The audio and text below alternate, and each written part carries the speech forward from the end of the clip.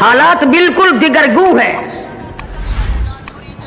ہر نئی صبح اپنا رنگ نیا لاتی ہے, ہر شام اپنا روپ الگ دھارتی ہے. ہم نے اپنی زندگیوں کے بارے میں کبھی سوچا تک نہیں. ذمہ دار فصل کو سنبھالتا ہے, کاروباری اپنے کاروبار اور دکان کو سنبھالتا ہے, ملازم بھی اپنی تنخواہ کا حساب کرتا ہے, مزدور بھی اپنی دیہڑیوں کا حساب کرتا ہے. اگر نہیں کرتے تو میں اور آپ زندگی کا کبھی حساب نہیں کرتے کہ سفید داڑھی ہو گئی, ہم نے کمایا کیا.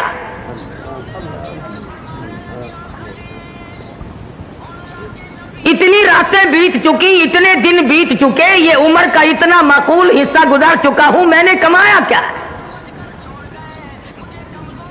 حضرت سری رحمت اللہ علیہ فرماتے ہیں کہ میں نے ایک بزرگ کو دیکھا, وہ خشک ستو پھانک کر اوپر سے پانی پی لیا. تو میں نے عرض کیا, حضرت جی پانی میں گھول کر کے بھی نہیں پیا. تو فرمانے لگے, بیٹا میرا یہ عمل 40 سال سے جاری ہے. 40 سال گزر گئے, خشک ستو پھانک کر پانی پی لیتا ہوں.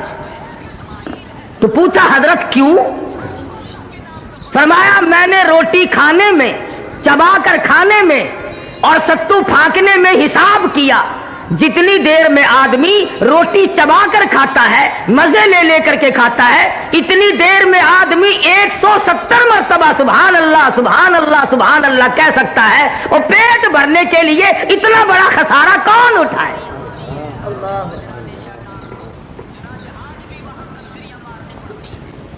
یہ تھے وہ لوگ جو اپنی زندگی کا حساب کرتے تھے. شاہجہاں پور میں ایک بزرگ تھے جنہوں نے ساری عمر ایک چھوٹے سے کھٹولے پہ سو کے گزار دی. مریدین نے کہا, حضرت بڑی چارپائی لا دیں, اس پہ پیر پھیلا کے سویا کرو. تو رو دیا اور فرمانے لگے, ارے باولو, یہ دنیا پیر پھیلانے کی جگہ کہاں ہے؟ اگر نجات ہو گئی تو جنت میں پیر پھیلاؤں گا.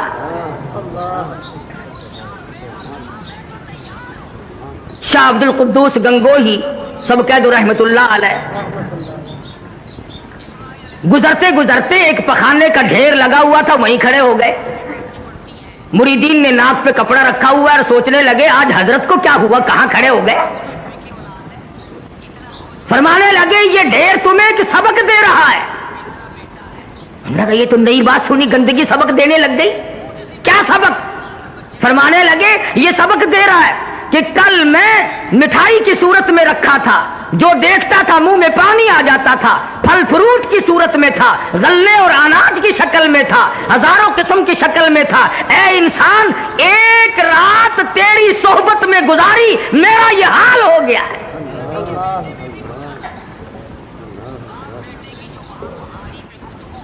یہ تھے وہ لوگ جو اپنی زندگیوں کا حساب کیا کرتے تھے.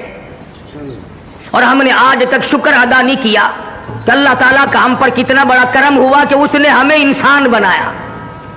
کیوں بھی دوستو, اللہ میاں اس پہ قادر تھا کہ نہیں ہمیں گدھے بنا دیتا ہے؟ یہ ساری ریڑھیاں ہم کو گھسیٹنی پڑتی, اور ڈنڈے کھاتے وہ الگ. کتا بنا دیتا تو ہم اس کا کیا بگاڑ لیتے, خنزیر بنا دیتا تو ہم اس کا کیا بگاڑ لیتے. اس نے انسان بنایا, اور پھر اس سے بڑا کرم یہ کیا کہ ہم کو مسلمان بنایا. اگر ہم سکھ کے گھر میں پیدا ہو جاتے تو نہ کلمہ ملتا, نہ ایمان ملتا, نہ قرآن ملتا, نہ محمد مصطفیٰ صلی اللہ علیہ وسلم ملتے. چوڑے چماروں کے گھر میں پیدا کر دیتا, یہودیوں عیسائیوں کے گھر میں پیدا کر دیتا, تو ہم لوگ مسلمان نہیں بن سکتے تھے, کافر بن کے مرتے. اور اس سے بڑا کرم یہ فرمایا کہ اس نے ہمیں مدنی کریم صلی اللہ علیہ وسلم کا امتی بنایا.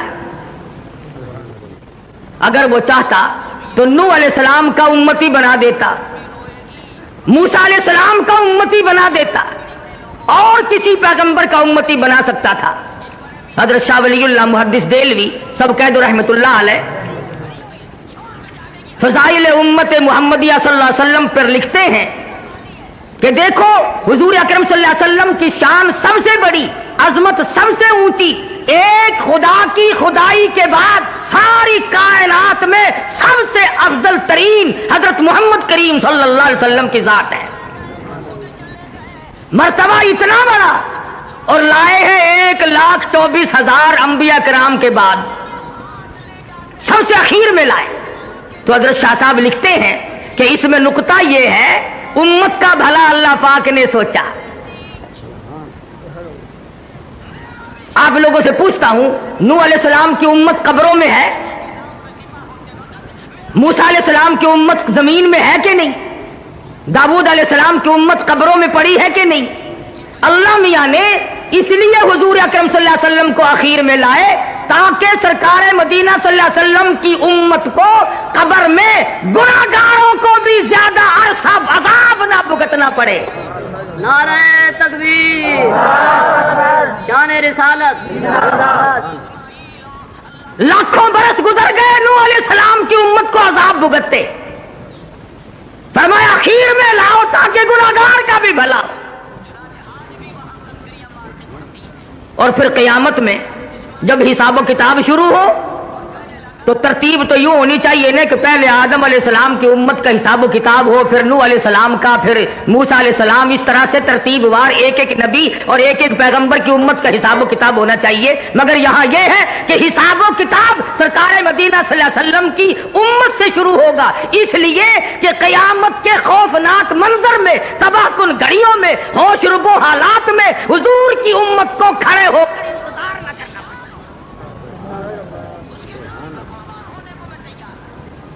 تمہیں کیا معلوم ہے کہ انتظار کی گھڑیاں کتنی مہنگی ہوتی ہیں. یہ بات اصل میں عشق کی ہے. جس کو انتظار کرنا پڑے اسے پتہ چلتا ہے کہ ایک ایک گھڑی 100 برس کی بن جاتی ہے. ڈیپو پہ لوگ ریشن لینے جاتے ہیں، لائن میں کھڑے ہوتے ہیں. ایک آدمی اگر آگے سے لے جائے نا پوری لائن گالیاں دیتے ہو، پھڑو اس نو کہہ رہا ہے پھڑو.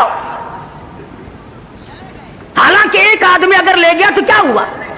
اسٹیشن پہ ٹکٹوں کی لائن لگتی ہے، اگر ایک آدمی آگے سے گھس جائے سارے شور مچاتے ہیں تاکہ اتنی دیر انتظار نہ کرنا پڑے کہ ایک آدمی ٹکٹ لے یا ریشن لے. تو قیامت کا حساب و کتاب اللہ پاک نے امت کی بھلائی کے لیے سب سے پہلے شروع فرمایا تاکہ حضور کی امت کو کھڑے ہو کر انتظار نہ کرنا پڑے. اب بھی اگر ہماری سمجھ میں بات نہ آئے تو پھر کسی کا کیا قصور ہے؟ مولانا مناظر حسن گیلانی مرحوم کی بات ہے، فرمایا محبت بھی ہوا کرتی ہے دل بھی دل سے ملتا ہے. محبت بھی ہوا کرتی ہے دل بھی دل سے ملتا ہے. یہ سب ہوتا ہے لیکن آدمی مشکل سے ملتا ہے. ملاتے ہو اسی کو خاک میں جو دل سے ملتا ہے، اور میری جان چاہنے والا بڑی مشکل سے ملتا ہے. آدمی یوں ہی پیدا نہیں ہوا کرتے.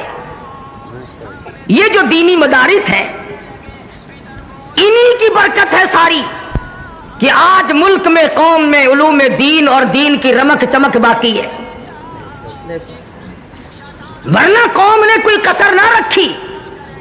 قرآن کریم سے عداوت میں، بغاوت میں، نفرت میں. جو بھی اچھا ہوشیار لڑکا ہوگا، تنو مند صحت مند ہوگا، وہ کالج پڑھے گا. اندھا لنگڑا للہ جو ہوگا وہ مدرسے میں آئے گا. جس کی لات ماری جائے اس کا باپ مدرسے میں لے کے آتا ہے، مولوی صاحب، قاری صاحب، اس کی والدہ کو بڑا شوق ہے قرآن پڑھانے کا، 4 بچے ہیں، ہمارا ارادہ یہ ہے کہ اس کو تو قرآن کا حافظ ہی بنانا ہے. ارے بنانا تیری ماں کا بس ہے، اس کو تو وہ انگریز لیتا ہی نہیں. اندھے کانے لنگڑے للے قرآن کے لیے اور ساری آل اولاد انگریز کے لیے. اور پھر دکانوں میں، بیٹھکوں میں، ہوٹلوں میں، کھیتوں پہ، گاڑیوں میں، موٹروں میں ایک بیٹھ کر کے عموماً بکواس کی عادت ہو گئی. اور مولویوں نے بیڑا گرک کر دیا. یہ ہوائی جہاز اغوا کر کے جو لے گئے تھے یہ مولانا تھے؟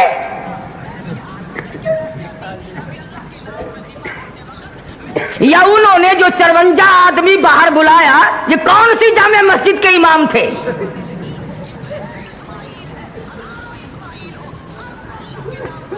जिम्मेदारी से कहता हूं, देवबंदी, बरेलवी, अहले हदीस, तीनों मकतबे फिक्र के उलमा की तरफ से जिम्मेदारी से कहता हूं, 14 अगस्त सन 47 से लेकर, समझना, 14 अगस्त सन 47 से लेकर आज 16 अप्रैल सन 81 तक का जिम्मेवार हूं कि आज तक किसी मकतबे फिक्र के आलिम ने मुल्क के खिलाफ गद्दारी नहीं की। मैं तो दूसरों का भी जिम्मेवार बनता हूं। कोई बरेलवी आलिम, कोई अहले हदीस आलिम, कोई देवबंदी आलिम साबित करो, मुकदमा चलाओ। तुम मौलवी को तकरीब पसंद, मुल्क के टुकड़े करने में साबित तुम करो, फांसी कारी हनीफ को लगा देना।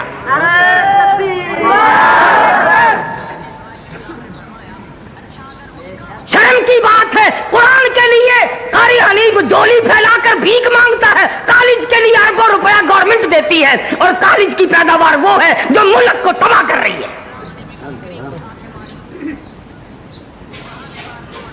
16 साल तेरा बच्चा कॉलेज में पढ़ता है, मगर तेरा जनाजा पढ़ाने के काबिल नहीं बनता।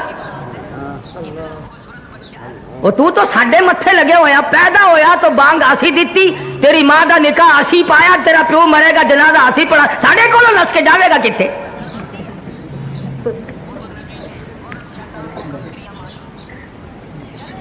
कुछ अकल करो, एक मिजाज बना हुआ है।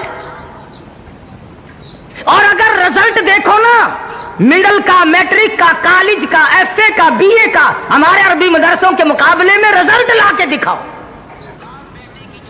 तुमने 100 नंबर के पर्चे रखे हुए हैं, 40 भी ले ले तो पास है, 60 नंबर कम ले ले। हमारे यहां कुल 50 नंबर हैं और ये उलमा पौने 40 करके फेल कर देते हैं।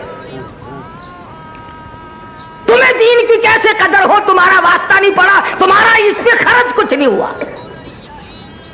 सुल्तान आलमगीर, सब कह दो रहमतुल्लाह अलैह, बादशाह वक्त है, हुक्मरान है दिल्ली का, दर्रे खैबर से लेकर चाटागांव की पहाड़ियों तक सुल्तान आलमगीर की बादशाहत है। मगर दीनदार इतना है, तवज्जो करना, बादशाह आलमगीर को मदनी करीम सल्लल्लाहु अलैहि वसल्लम की 5000 हदीसें जुबानी याद थी। बादशाह को 5000 हदीस शरीफ जुबानी याद थी। और आजकल की हाई तालीम के बारे में तुम्हें बताऊं, कई कितने सालों की बात है, आम खास बाग में जलसा मुल्तान में एक वजीर आया, तकरीर करने से पहले कहने लगा, पढ़ो दुरूद शरीफ ला इलाहा इल्लल्लाह मुहम्मदुर रसूलुल्लाह।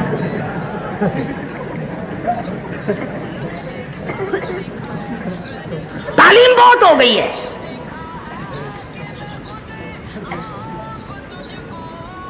आलमगीर बादशाह ने 40 उलमा बिठा रखे थे जो फतवा लिखते थे।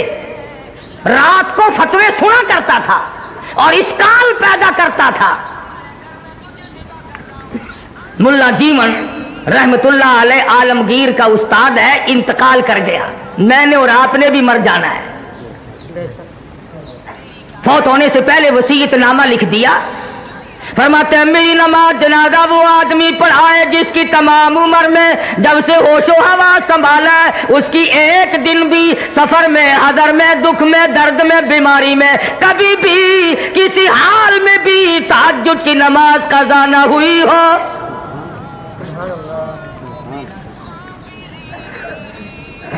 दिल्ली की जामे मस्जिद के सामने जनाजा रखा है, सारा दिन बीत गया। उलमा मौजूद है, मुहद्दिसीन मौजूद है, मुफ्ती मौजूद थे, कारी मौजूद थे, काजी मौजूद थे, मगर कोई जनाजा पढ़ाने की जुर्रत नहीं करता। कभी ना कभी दुख में, दर्द में, शादी में, गमी में तहज्जुद की नमाज चली जाती है, कोई जुर्रत नहीं करता।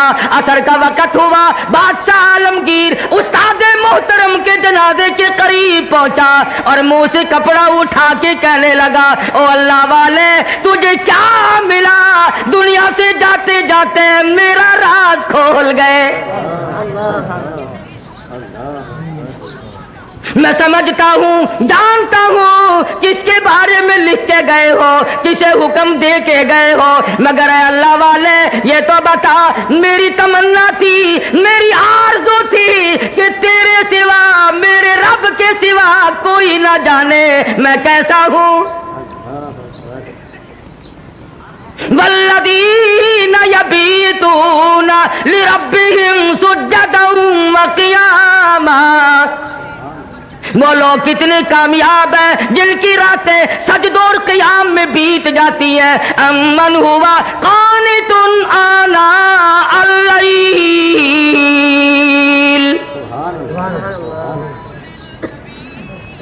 عالمگیر بادشاہ کھڑا ہو کے رو رہا ہے اور کہنے لگا اللہ والے تجھے کیا ملا, دنیا میں میرا راز کھول دیا, اب میں بڑا مشکل میں ہوں, اگر میں اپنا راز بچاتا ہوں تیرا جنازہ پڑھانے والا کوئی نہیں, تیرا جنازہ پڑھاتا ہوں تو میرا راز نہیں بچتا. اللہ والے میں مصیبت میں آ گیا ہوں, میری تو بڑی تمنا تھی میرے رب کے سوا کوئی نہ جانتا میں کیسا ہوں.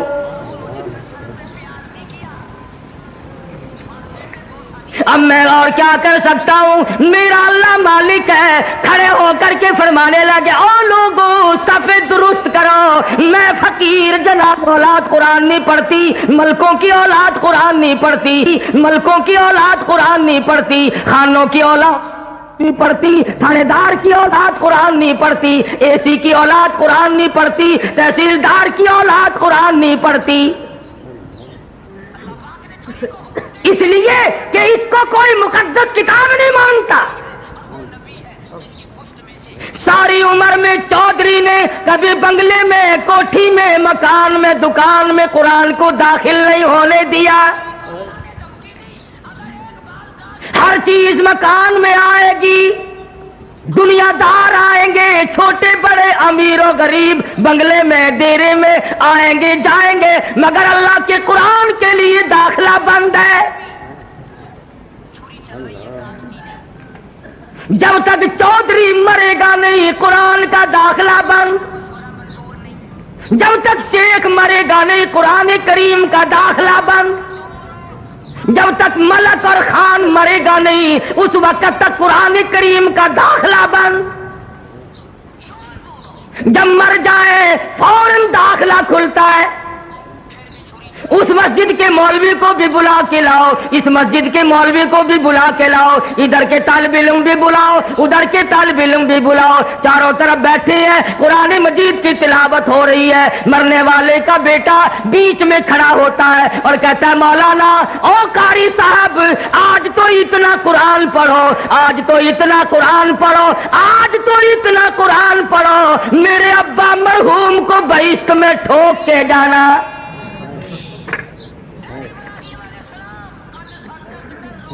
داخلہ تو ملنا نہیں, ٹھوکنا ہی پڑے گا.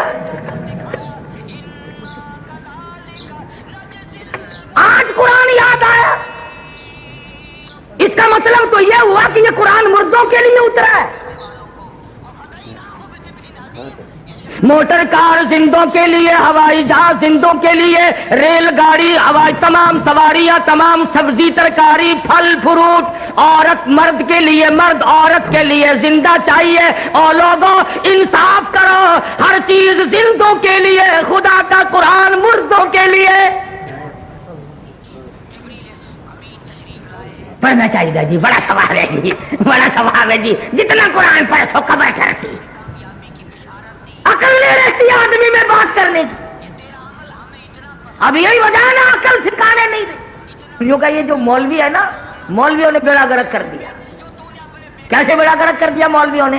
ہم نے کیا اپنا کیا, تمہارا تو نہیں کیا. جو آدمی آنکھ میں دل ختم دلایا کرتا تھا اب سال میں بھی نہیں دلواتا. یہ ہمارا نقصان نہیں. جو پہلے 7 مٹھائی پہ ختم دلوایا کرتا تھا اب گڑ کے چاولوں پہ ختم دلواتا ہے. ہمارا نقصان نہیں. پہلے قورمے پہ ختم آیا کرتا تھا اب آلو شریف پہ ختم آنے لگا ہے. نہ تمہیں گیس پیدا کرتے ہیں آلو, مردوں کو نہیں کریں گے.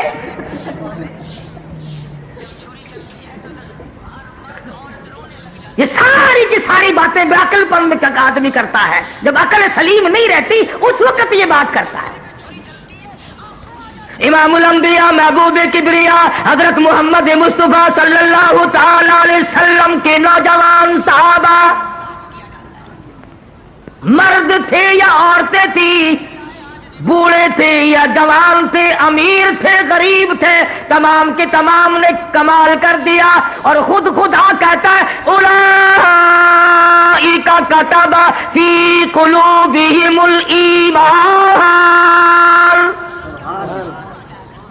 یہ وہ لوگ ہیں جن کے دلوں پہ میں نے ایمان لکھ دیا۔ اللہ اکبر، اللہ سبحان اللہ۔ اور فرمایا والانصار الذین اتبعوہم بإحسان رضی اللہ عنہم ورضوا عنہ، یہ مہاجرین، یہ انصار، یہ ابو بکر، یہ فاروق، یہ عثمان ذی النورین، یہ علی مرتضی، یہ تمام کے تمام صحابہ کرام، اللہ فرماتے ہیں ان کی بات نہ کرو، اپنی کرو، میرا فیصلہ سن لو، رضی اللہ عنہم ورضوا عنہ، ان سے راضی۔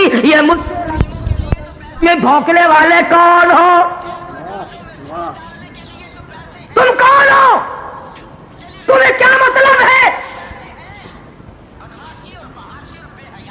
دیکھو میں نے صدیق اکبر نے خلافت پہ قبضہ کر لیا، پھر تو اور تیرے باپ دادا اس وقت کیوں نہیں بولے؟ اس وقت کیوں نہیں بولے؟ اگر دم تھا، اگر خم تھا، جرأت تھی، اس وقت کیوں نہیں بولے؟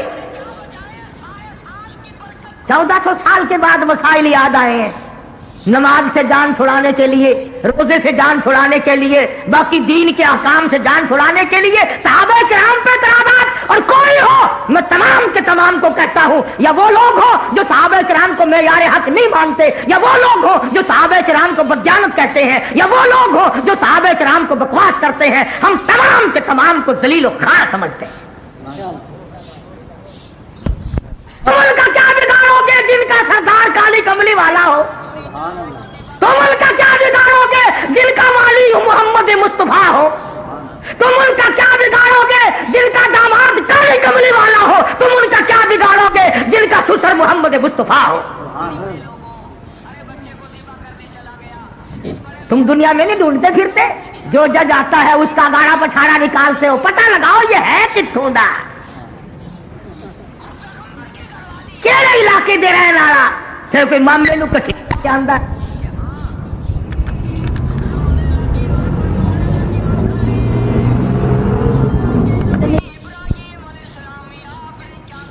ارشاد فرمایا لوگوں میں نے تمام لوگوں کے احسانات کا بدلہ چکا دیا، پر ابو بکر کے احسان کا بدلہ خدا دے گا۔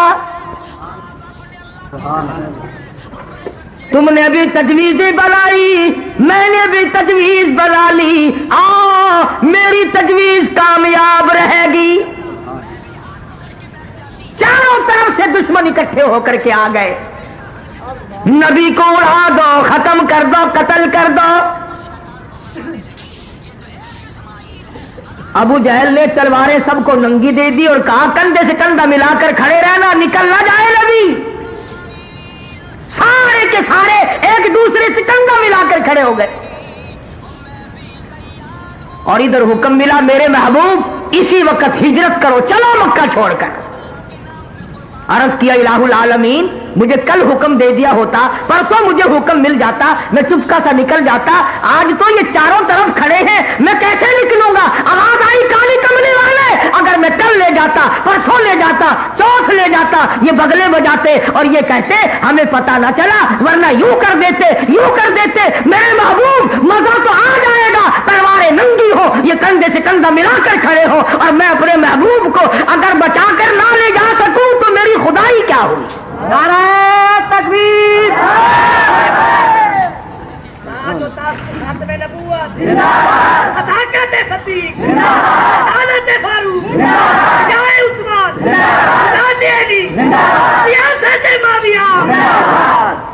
ہی تو لے جانے کا جانے کا مزہ آئے گا۔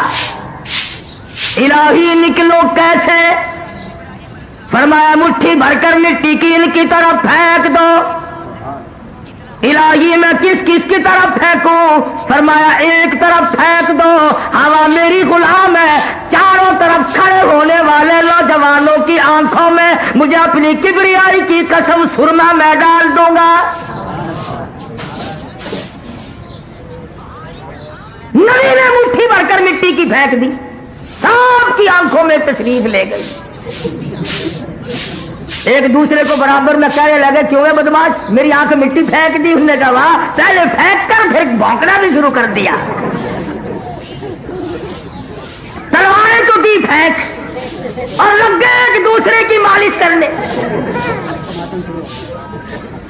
ابو جہل جو آیا آ کے کیا دیکھتا ہے حجرے کے چاروں طرف ماتم ہو رہا ہے۔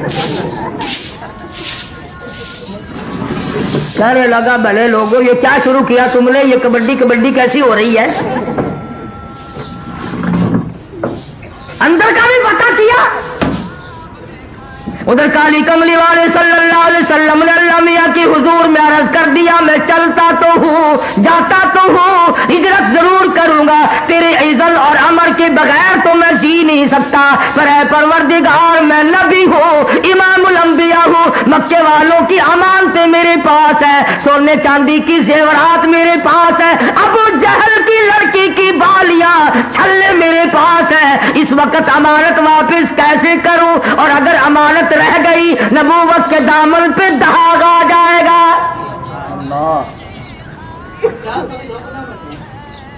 امانت واپس نہ ہوئی تو نبوت کے دامن پہ داغ آ جائے گا۔ اور ایک ہم ہیں سچے عاشق، امانت رکھ کر واپس لے کے تو دکھاؤ۔ ہم دیوانے ہیں، ہم پروانے ہیں، کوئی امانت رکھ کر لے کے تو دکھائے۔ ادھار وصول نہیں ہوتا تو امانت کون واپس کرے؟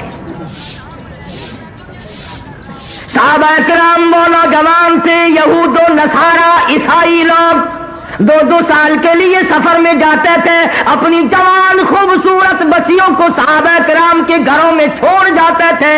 ہمیشہ ایسا ہوتا رہا، کبھی کسی عیسائی نے کبھی کسی کافر نے کالی کملی والے کے غلام کے ذمے تہمت نہ لگائی۔ انہوں نے غیر کی آبرو کی حفاظت کی، غیر کی عزت کی حفاظت کی۔ آج ہم سے اپنی حفاظت نہیں ہوتی۔ اب تو لوگ یوں لگ گئے کہنے کہ گھر میں عورت بٹھانے سے کیڑے لگ جاتے ہیں، عورت کو کیڑے کھا جاتے ہیں۔ اچھا سارا بھی کیڑے کھا گئے کہ تیری باقی ہے؟ اب تو بڑی لے دے ہو رہی ہے کہ عورت یوں ہے، عورت بڑی شے ہے، عورت بڑی یوں ہے۔ یہ آج پتہ چلا عورت ایسی ہے، پہلے کبھی پتہ نہیں چلا تھا کہ عورت کیا ہوا کرتی ہے۔ ہم نے تو ایک دن اخبار جنگ میں یہ بھی سنا تھا عید الفطر کے بعد کہ پاکستان کی غریب ملک کی غریب خواتین نے، بالکل غریب خواتین نے بال بنوانے اور کٹوانے پر عید الفطر کے موقع پر، رمضان والی عید کے موقع پر 1 کروڑ روپیہ خرچ کیا۔ اخبار جنگ نے لکھا تھا۔ مجھے تو بڑا دکھ ہوا سچی بات کہ اگر یہ 1 کروڑ روپیہ مجھے دے دیتی تو میں مدرسہ چلاتا، مسجد بناتا، میں ہی دعا کر دیتا یا اللہ ساریوں کو گنجی کر دے۔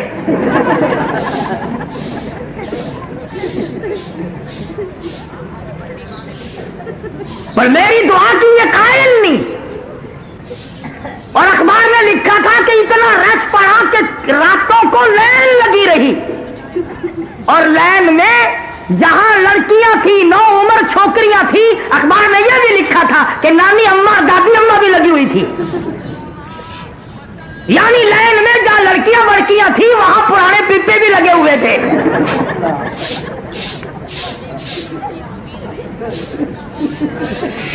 ایمانداری سے بتلاؤ، جب پرانے پپوں کا ملک میں حال یہ ہو پھر ہم کیا کریں؟ تہذیب دیکھیے اور الزام مانی کو۔ ہاں بس جی یہ جڑے ملا ہیں نا یہ گھن کے بیٹھ گئے۔ کیا بات کہنے والا کبھی نہیں ہٹا کرتا۔ دنیا میں ہمیشہ ایسے ایسے لوگ آئے جنہوں نے سچ بات کہی اور مصیبت اٹھائی، جاؤ ہندوستان ستاول کی جنگ آزادی کی تاریخ پڑھو، دلی کی بازار میں نہیں ہوا، ایک کے اوپر سے گزرا دوسرا اٹھ کے بھاگا نہیں، آنکھ کھول کر آسمان کو دیکھ رہے تھے، کلمہ شہادت پڑھ رہے تھے، 3000 کے 3000 قیمت بن گیا، کچلے تو گئے، شہید تو ہو گئے، پر ایمان کا سودا ایک نے بھی نہ کیا۔ نعرہ تکبیر، انہیں کو کہتا ہے، انہیں کو کہتا دین لئی دکھ او چل دینے جڑے قوم چ بندے نے دلیر ہوندے،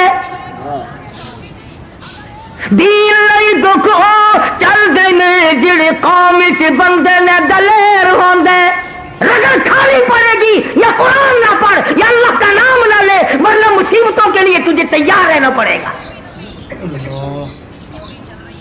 کئی لوگ تانوں ملن گے وہ جی ساڈے بزرگاں نوں کوئی نہیں پھڑدا، اللہ اکبر، ساڈے بزرگاں نوں کوئی نہیں پھڑدا، بھلا پھڑ کے کی کرے، کیا کرے پکڑ کے؟ کتا دین لئی دکھ او چل دینے جڑے قوم چ بندے نے دلیر ہوندے، کون پوچھدا کاواں تے گدڑاں نوں کدی پنجرے باز تے شیر ہوندے۔ جو چیز پکڑنے کی ہوگی اسے ہی کوئی پکڑے گا نا، یوں ہی جیل خانے میں کوئی روٹیوں کا خرچ بڑھانے سے کوئی فائدہ ہے؟ یہ وہ اللہ والے تھے جنہوں نے شاملی کے میدان میں قربانی دی، یہ وہ اللہ والے ہیں۔ مولانا جعفر سلیسری رحمت اللہ علیہ خود لکھتے ہیں کہ میری بیوی کو گلے سے پکڑ کر انگریزوں نے باہر پھینک دیا، میری آنکھوں کے سامنے میرے بچوں کو اٹھا اٹھا کر کے پھینکا، اس کے بعد بھی سیر لوہا میرے پیروں میں بیڑی بنا کر ڈال دیا، جب میں چلتا تھا 4 انگریز مجھے چابک مارتے تھے۔ یوں ہی نہیں ہے، حضرت لاہوری رحمت اللہ علیہ کو ختم نبوت کی تحریک میں برف کی سلی پہ لٹایا ہوا ہے، اور لاہوری اپنے بوڑھے پہ ترس کھا، اپنی ضعیفی پہ ترس کھا، اپنی ناتوانی پہ ترس کھا، بعد آ جا یہ مطالبہ ترک کر دے۔ لاہوری برف کی سلی پہ کہتا دین لئی دکھ چل دینے جڑے قوم چ بندے نے دلیر ہوندے، کون پوچھدا کاواں تے گدڑاں نوں کدی پنجری بال تے شیر ہوندے۔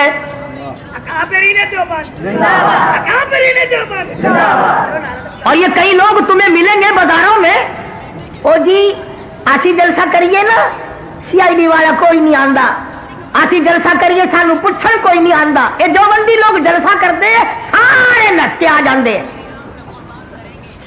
بڑا جہاں مال ہوگا ڈاکو وہیں تو پڑے گا، نہ بھوکے کے گھر میں سے ڈاکو کیا نکال کے لائے گا؟ وہ ایک فقیر کے گھر میں رات کو چور آ گیا برتن کھڑکے اور کہنے لگا او بندے خدا مجھے یہاں چاندنے میں دن میں کچھ نہیں ملتا، تجھے رات کو کیا ملے گا؟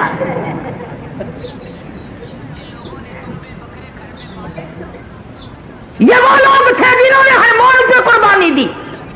مولانا جعفر سلیسری رحمت اللہ علیہ فرماتے ہیں امبالے کی جیل میں رکھا گیا، لاہور لا کر کے ہم 3 آدمیوں کو پھانسی کا حکم سنایا گیا۔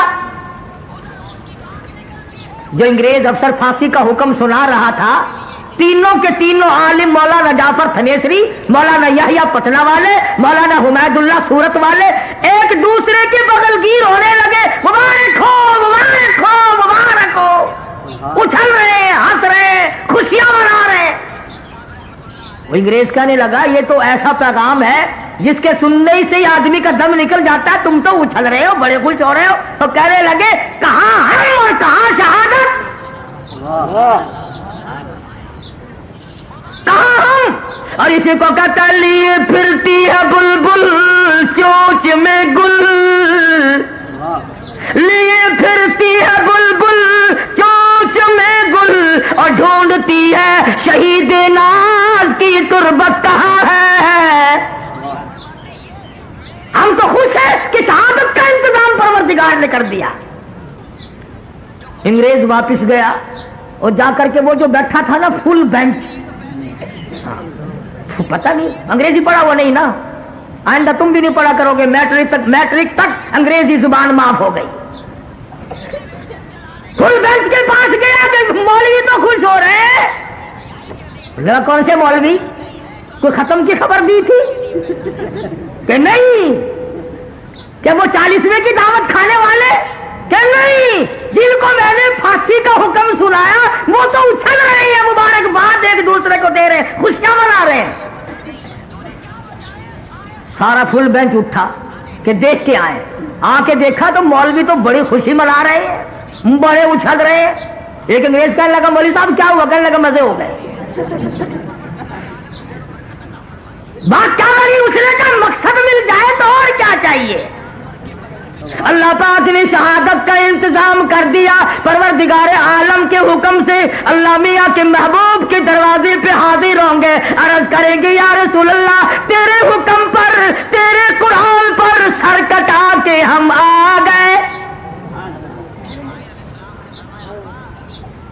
انگریز کہنے لگے, وہ فل بینچ پھر بیٹھا کہ دوبارہ پھر بیٹھو.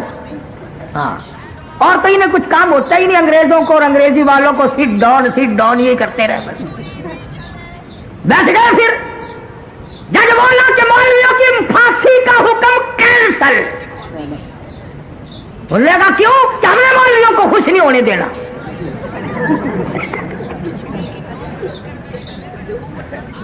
مولوی خوش نہ ہو. وہ پھر پروانہ آیا. اس نے کہا مولویوں کہ جی تمہاری پھانسی کا حکم کینسل ہو گیا.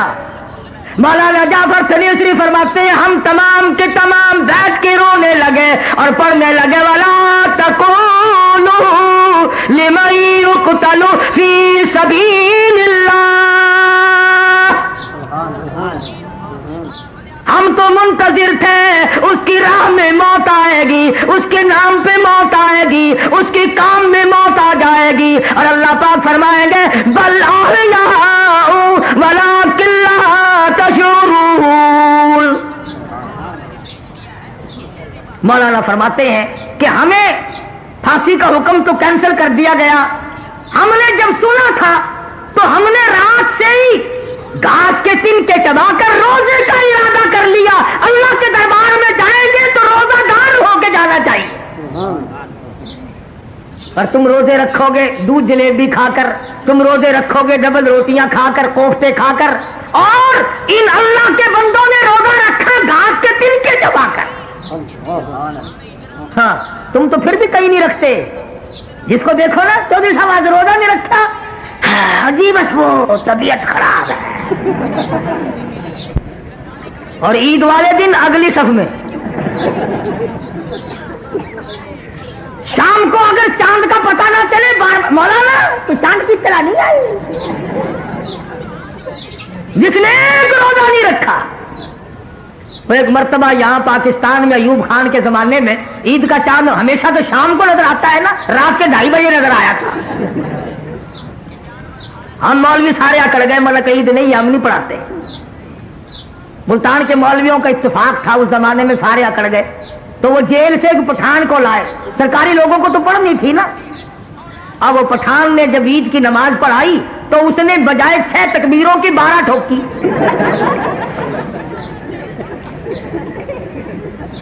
وہ کہنے لگے کہ خان صاحب نماز نہیں ہوئی. کہنے لگا ہو کیوں؟ کہ تم نے تکبیر 12 کہی. لگا اچھا ہے نا, زیادہ بولنا ہے نا, کم تو نہیں بولا. کہ جی سجدہ سے وہ آنا چاہیے تھا ورنہ نماز نہیں ہوئی. کہنے لگا خود تمہارے باپ کا ملازم ہے, ادھر قید کاٹتا ہے یا تکبیر پکاتا ہے.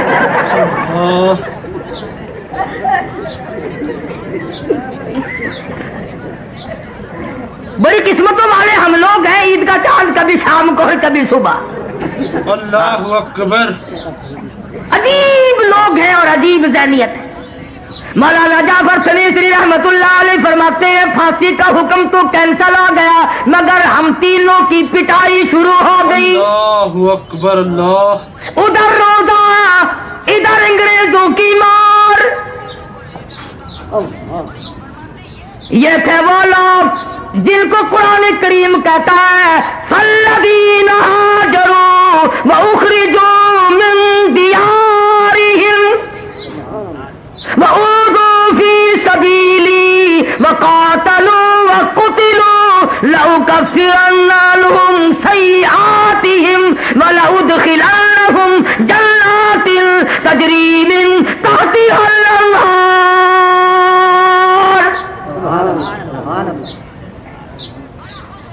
فرمایا جب ہمیں ہوش آیا تو اگلی رات آ چکی تھی. پلاٹ میں پڑے تھے, گھاس کے تنکے توڑ کر منہ میں چبا کر سارا دن کی پٹائی والا روزہ افطار کر دیا. یہ تھے وہ لوگ جنہوں نے صحابہ کرام سے شجاعت سیکھی, قربانی سیکھی. تو بات یہاں سے چلی, اللہ پاک نے حکم دیا میرے محبوب چلو. عرض کیا میرے پاس امانتیں ہیں, میں کس طرح واپس کروں, اب رات کا وقت ہے. فرمایا میرے نبی یہ علی ہے, ان کے حوالے کرو. اے علی سونے کی امانت, مکے والوں کی امانت تیرے حوالے, چاندی کی امانت تیرے حوالے, ابو جہل کی لڑکیوں کے بالیاں چھلے تیرے حوالے, ان کے ستو کھجورے تیرے حوالے, مکے والوں کی ساری امانتیں تیرے حوالے. پر اے ابو بکر آ جا, میں خدا کی امانت تیرے حوالے, میری امانت تیرے حوالے. اور صبح جب ہوئی اور کافروں نے جھانک کر دیکھا تو حضور اکرم سب کہہ دو صلی اللہ علیہ وسلم کے بستر پر سیدنا علی مرتضی رضی اللہ تعالی عنہ سوئے ہوئے تھے. فرمایا میرے علی تو میرے نبی کا بستر بن جا, بستر میرے نبی کا. فرمایا اے علی وجود تیرا, بستر میرے نبی کا, آرام کر. یہ فضیلت والی بات ہے نا, کیا شان ہے حضرت علی کی کہ وجود ہو علی کا اور بستر ہو نبی پاک کا. فرمایا سو جا, 3 گھنٹے 4 گھنٹے رات باقی ہے. اے علی وجود ہو تیرا, بستر ہو میرے محبوب کا, اور 3-4 گھنٹے ہو رات کو سو جا. اور ادھر آواز آئی اے صدیق میرا نبی ہو اور تو بستر بن جا 3 دن کے لیے, میرے نبی کے لیے بستر بن جا. اور ایک اور بات عرض کر دوں, تمام دنیا مانتی ہے کہ حضرت علی حضور کے بستر پر, بولو تھوڑے تھوڑے نیند آ جائے گی ورنہ تمہیں, حضرت علی کے بستر پر سو گئے. تیرے بیٹے کو اگر پولیس پکڑ کے لے جائے نیند آتی ہے؟ بھائی کو پکڑ کر کوئی ڈاکو لے جائے نیند آتی ہے؟ تمہارے رشتہ داروں عزیزوں اقربا کو اگر کوئی لے جائے تمہیں نیند نہیں آتی؟ اور وہ علی کہتا ہے کہ ابو بکر کے حوالے نبوت ہو گئی اور خود سو گیا. اگر صدیق نبی کا دوست نہیں تو حضرت علی کو نیند نہیں آ سکتی. یا پھر اس بات کی تصدیق کرو کہ حضرت علی سوئے. اگر سونا مانو گے تو یہ بات ماننی پڑے گی کہ حضرت علی کے عمل نے, حضرت علی کے کردار نے یہ ثابت کر دیا کہ آج وہ خطرناک رات ہے. اگر میں ہوتا نبی کے ساتھ تو خطرہ تھا, صدیق ہے, لہذا دنیا کی کوئی طاقت نبی کو نقصان نہیں پہنچا سکتی. حضرت علی کے عمل نے, قول نے, کردار نے یہ ثابت کر دیا کہ ابو بکر جیسا وفادار کائنات میں کوئی نہیں, زمین پہ کوئی نہیں, آسمان کے نیچے کوئی نہیں. اس لیے حضرت علی کو نیند آئی. اور علی اتنا بزدل بھی نہیں تھا, جب حضور صدیق کے پاس گئے اڑ کے کھڑا ہو جاتا, دیکھو جی یہ چھلے چھلے اس کے حوالے کرو, میں آپ کے ساتھ رہوں گا, خطرناک رات ہے, مجھے کسی کا اعتبار نہیں ہے. فرمایا میرے محبوب بلال تیرے دروازے پہ آیا, سہیل تیرے دروازے پہ آیا, تمام صحابہ کرام تیرے دروازے پہ آئے. ہجرت والی رات اور کالی کملی والے آج صدیق کے دروازے پہ خود تشریف لے چلا. اللہ کے حکم سے آئے یا خود آئے؟ صدیق کا دروازہ کھٹکھٹایا, ننگے پاؤں ننگے سر دوڑا دوڑا باہر آیا. عرض کیا مجھے بلایا ہوتا, آپ نے کیوں زحمت کی رات کو تشریف لائے؟ فرمایا خود تھوڑے آئے ہو, خدا نے بھیجا ہے. اور ہجرت کا حکم مل چکا ہے, چلو میرے ساتھ. اگر آج کوئی پولیس سے چھپنا چاہے یا دشمن سے چھپنا چاہے, ایسے کہ گھر پہ جاتا ہے کوئی جو فوراً پکڑوا دے, بلکہ ایسی جگہ جا کے چھپنے کی کوشش کرے گا کہ جان لڑا دیں گے مگر مجھے نہیں پکڑنے دیں گے. تم تو اتنے سیانے, اور نعوذ باللہ نبی کو اتنا بھی پتا نہیں. فرمایا ابو بکر کسی سواری کا انتظام کرو، جلدی نکلو۔ عرض کیا میں نے انتظام کر رکھا ہے۔ فرمایا کوئی خچر، کوئی گھوڑا، کوئی اونٹ نظر تو نہیں آتا۔ عرض کیا میرے آقا جب تک ابو بکر زندہ ہے میں آپ کی سواری ہوں، آپ میرے شاہ سوار ہے۔ کون ہے؟ میری موجودگی میں آپ کی سواری میں بنوں گا۔ تشریف لے جانے لگے۔ صدیق کی بیٹیاں کھڑی ہیں، رحمت والے ہاتھ سر پر پھیر رہے ہیں۔ پتا چلا اگر نبی خواب میں نظر آ جائے تو وہ جگہ برکت والی بن جائے، اور جہاں حضور اکرم صلی اللہ علیہ وسلم ساری عمر تشریف لاتے رہے وہ گھر آج وہ آج تک برکت والا نہیں۔ سیدہ اسما کے سر پر ہاتھ رکھ کر فرمایا اسما بتانا نہیں ہم کہاں گئے، بتلانا نہیں ہے۔ نبی کو اگر یقین نہ ہوتا تو میں کہتا ہوں حضرت اسما سے فرماتے ہی نہ۔ نبی کو یقین ہے کہ یہ اولاد ہے ابو بکر کی، یہ کر سکتی ہے مگر بتا نہیں سکتی۔ کہ میرے تھوڑے ورگے تو بچے نہیں، کوئی قرض لینے والا اگر دروازے پہ آئے نا، چھوٹا بچہ باہر نکلتا ہے، پھر ابا جی کو جا کے بتاتا ہے کہ فلاں آدمی بلا رہا ہے، باہر آ کے کہتا ہے ابا جی کہنے تھے گھر کوئی نہیں، کون بھی مرایا تے مارنا نہ آیا۔ کہ میرے تیرے جیسے بچے تھے صدیق کے۔ اور آج کل تو فخر کرنا چاہیے، ہمارے معصوم بچے جو ہیں وہ کنجریوں کے گانے بڑے جلدی یاد کرتے ہیں، اور ماں بڑی خوش ہو توتلی زبان سے جب بچہ گاتا ہے نا، شام کو خامن کے پاس بیٹھ کر کان پکڑ کر بتاتے ہیں تو تیرے بیٹے نے کمال کر دیا، گانا گانا کنجری کا۔ بدماش بدکار عورتوں کے گانے سنتے ہوئے مر رہے ہو، زندگی گزارنے پر بھی لعنت ہے اور اس مرنے پہ بھی لعنت ہے۔ بجائے درود شریف کے، استغفار کے، کلمے کے، قرآن کی تلاوت کے، آج کنجریوں کی گانے سنتے ہوئے، ڈھول ڈپڑے سنتے ہوئے مسلمان۔ اللہ اکبر، اللہ استغفر اللہ۔ اور اس پر ناز کرتے ہیں لوگ۔ صبح ایک دوسرے سے ملتے ہیں نا، رات ٹی وی پہ بڑی عبرت آموز سٹوری تھی، اللہ عبرت آموز ٹی وی پہ اور کہیں نہیں۔ قرآن میں کبھی عبرت نہ ملی، نبی کے فرمان میں کبھی عبرت نہ ملی، صحابہ کرام کے اقوال میں کبھی عبرت نہ ملی، اللہ کے زمین و آسمان، چاند سورج ستارے، درخت حجر شجر، پھول پتی، سبزیاں ترکاریاں بہار دیکھ کر کبھی عبرت نہ ملی، ٹی وی دیکھ کر عبرت ملے گی کیا کہنا؟ اعلان نہ کیا کر ورنہ امریکہ کے سائنسدان پکڑ کے لے جائیں گے۔ اللہ اکبر، اللہ۔ کہ پاکستان کے لوگ ٹی وی دیکھ کر بہت زیادہ عقل مند ہو گئے ہیں۔ مدنی کریم صلی اللہ تعالی علیہ وسلم کو ابو بکر اٹھا کے لے کے چلے، پہاڑ کی طرف چڑھنے لگے۔ علماء کرام نے لکھا پہاڑ کے چاروں طرف پتھروں سے آواز آئی، او صدیق ذرا مہربانی کر ادھر لا، چکر کھا کے چڑھ، نبی کو ادھر لا، دیدار کرا، دیدار ہو نبی کا۔ پتھروں کو دیدار کا شوق ہو سکتا ہے، درختوں کو شوق ہو سکتا ہے، پتھر کے ٹکڑے گواہی دے سکتے ہیں، چاند سورج گواہی دے سکتے ہیں۔ آج مسلمان دین متین کے حق ہونے کی گواہی دینے سے قاصر ہے، اس لیے کہ مرنا یاد نہیں۔ اگر مرنا یاد ہوتا اس طرح کی باتیں کبھی نہ کرتے، ساری زندگی میں اس طرح پر بربادی نہ ڈالتے۔ اسی کو کہتا ہے اذا جاء اجلها لا يستاخرون ساعة ولا يستقدمون۔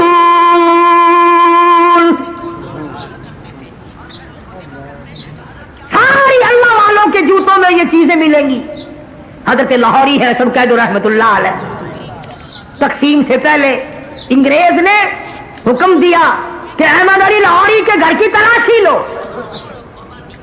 ایس پی سکھ ہے، تلاشی لینے کے لیے حضرت کے گھر پہ آیا، ادھر دیکھا ادھر دیکھا، یہاں دیکھا وہاں دیکھا، حیران ہو کر کے کہنے لگا مولانا دستاویز تو کیا ملنی تھی، نمک نہیں، مرچ نہیں، گھر میں آٹا نہیں، چاول نہیں، دال نہیں، اور یہ چیزیں رکھنے کے برتن بھی نہیں، کھاتے کہاں سے ہو، کدھر سے کھاتے ہو؟ मौलाना ने फरमाया कि तेरा काम पूरा हो गया, जा तू अपने घर जा, अपना काम कर, तुझे इस बात से क्या गरज है? कहने लगा नहीं मौलाना, पूछ के जाऊंगा कि खाते कहां से। हज़रत ने फरमाया अल्लाह खिलाता है, हम खाते हैं, वही पिलाता है, हम पीते हैं, हम उसकी मखलूक है, वो हमारा खालिक है। बड़ी देर तक सोचता रहा, इसके बाद 50 रुपए निकाल कर हजरत लाहौरी को देने लगा। काफिर था, सिख था, मेरे तेरे वर्गा होंदा ना, फौरन पकड़दा, जजाकल्ला, जजा फड़ाओ जी, जजाकल्ला। वो लाहौरी था, कहने लगा बात सुनो, तुम तो काफिर हो, मैंने जब से होश संभाला आज तक बेनमाज के हाथ का टुकड़ा ना खाया।